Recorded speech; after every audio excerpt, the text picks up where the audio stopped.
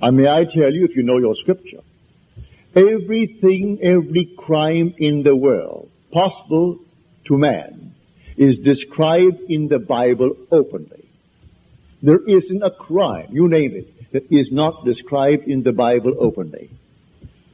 Man goes through them. He doesn't have to. He can discriminate and not fall into one if he knows there are states. But you sit down and you listen to a certain story. A man who is prejudiced, and he poisons your mind.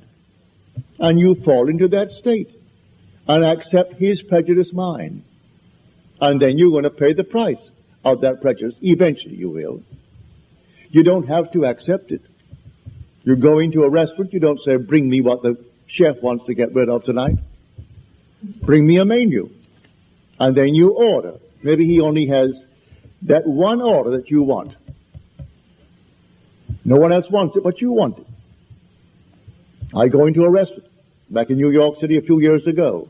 It was early, I grant you. It was only 11 in the morning, but I had no breakfast. It was brunch.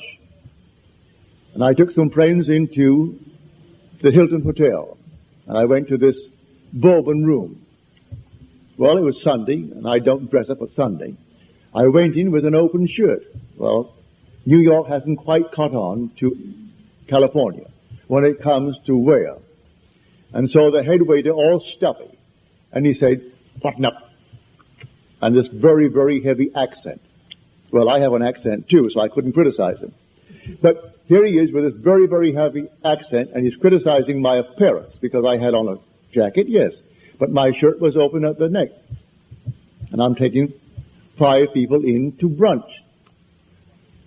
So I buttoned up the collar, and he gave me a table off the wing, not to be seen by those who were coming with ties and shirts.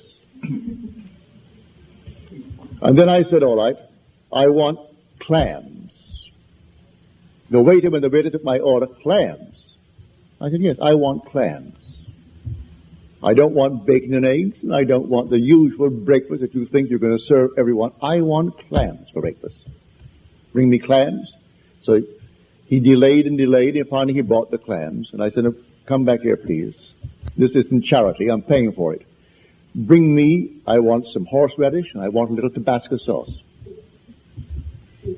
Reluctantly he goes and he gets that. But that's what I wanted. I'm paying for it.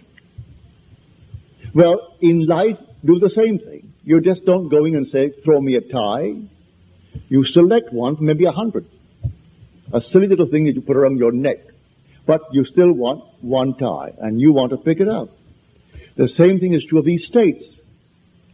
Don't let anyone poison you and throw you into a state, because you're going to pay the price of that state. We're only moving through states, but they are a permanent, fixed number of states, and the Bible records them. Every character in that Bible is a state.